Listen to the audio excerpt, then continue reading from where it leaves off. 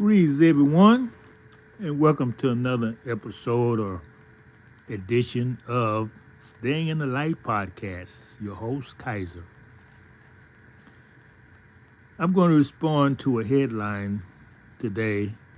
It sparked a lot of knowledge I need to share with you. Kansas City is $100 million deficit. That means they're in the hole for $100 million they have spent before they even received it, which would be impossible to get out of. So the theme, the lesson learned is failing American cities. Exactly what's happening to these cities and why are they failing? Or they have failed.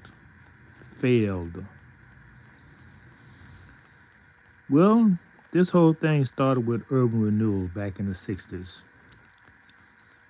The urban renewal was a code name for community destruction, meaning you destroy the base, mostly melanated communities, and you would develop the suburban communities. You know, the people who didn't want to be around you, who wanted to live way out by themselves. Now that created problems because if you have people living 10, 30, 40, 50 miles out away from you, safe zone, that takes highways and freeways, and it's just a lot of things to be considered to make that happen. And you also would have to build something called, what you call these businesses now? You don't call them, they don't have downtown stores like they used to.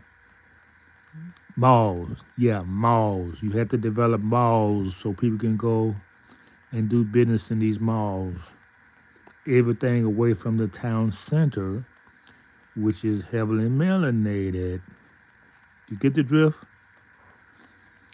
So this is the cost they paid for being separate, was separation.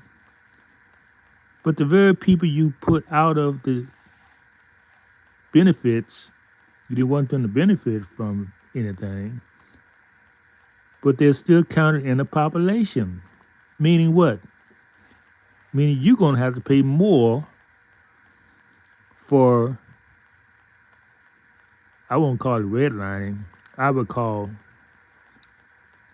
trying to keep your communities separate. Let's put it like that. You're paying a dear price for that.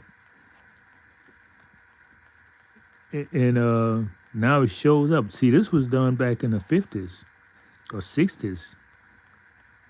But the idea was wrong from the beginning. Because how can you renew urban renewal? That was a code name for destruction. So now that you destroy the communities, the same communities who you're dependent upon, taxing, they're not there. Added to that, you had these sports complexes in all these major cities are always away from the communities. It's so funny how somebody can actually sit down in the city and plan something like this, not knowing that you're planning your own demise. And that's another reason why you have only minority males in office now in a lot of the major cities that are already failed. That's what's not being talked about. They have failed to serve the people who inhabit them. They're serving only a few. Everything's designed to serve their few because of urban renewal. It's really sad. It's really sad to see how people can be so selfish, so greedy, so evil. They don't know that there's a natural law here that says, hey, as above, so below, as within, so without. So whatever evil you have in your mind and you manifest it, it's not gonna harm anybody but you because you're the creator of it. So everything is being revealed. This is the apocalypse. This is the revelations. Everything is being revealed now, this day and time. It's beautiful and it's sad at the same time. Because it didn't have to go down like this. If y'all had just had the integrity to do the right thing, you wouldn't be in such trouble as you are now. So that's it. You know, I used to sit and watch all these proposals because I live near Kansas City. All these proposals for sports stadiums and everything for sports so they can come to the Kansas and do business in their communities and keep them away from, man, it's sickness. It's a sickness driven with fear, hatred, and evil. But that's a cost. That's the cost you're going to pay for doing those things, and it's being revealed right now. You've dug yourself in a hole. You've dug yourself in a hole. Now let's see you get out. You hurt yourself. They say you threw out the baby with the bathwater, cut off your nose to spite your face. People, you can't do wrong for centuries and expect things to work out for you. You just can't do it. We all connected.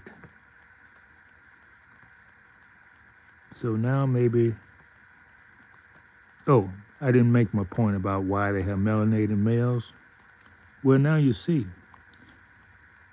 It's a false projection they want to see. Oh, we're not discriminatory. Look, we got melanated males. After they have messed up things so much, they don't want to be involved with it. So like they put you in office to you to take the fall and to project a false image. Because he's not there to do the bidding of nobody but the people who put him in power. He can't serve his own communities. Matter of fact, if he did have any idea of serving his community, boom, he's out of there. Okay, so thank y'all for coming by. That's all we want to talk about.